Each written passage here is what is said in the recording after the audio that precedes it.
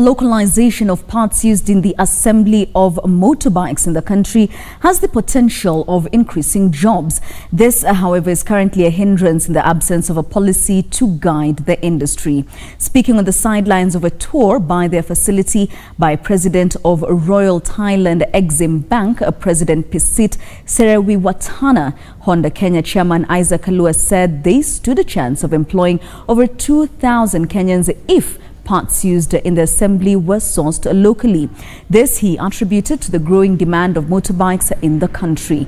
The government recently made a commitment to develop a policy to aid localization of spare parts. Serawiwatana, who was accompanied by the Royal Thai Ambassador to Kenya, Cherekiat Atakor, noted that the two countries had a lot to learn from each other to boost trade. We know that in Kenya the price is very important, and when we see the competitors, and we need to do more, not only the price, but we also to do more on the quality of products to promote our presence here.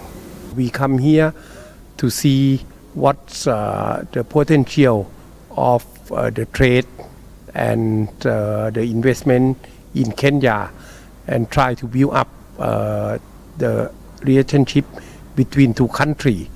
Also try to build more trade volume between two countries. As Honda, we are looking forward to take lead, adding value to the Big Four agenda of the government in industrialization.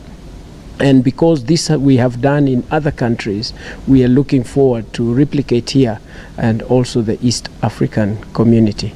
Localization is the way to go.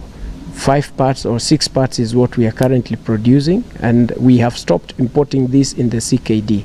The opportunity that we have today in the discussions that we have had with the EXIM Bank President and the Ambassador of Thailand, in their consistent effort of trying to increase the level of localization by having a partnership between the Kenyan manufacturers and also business people with those from Thailand.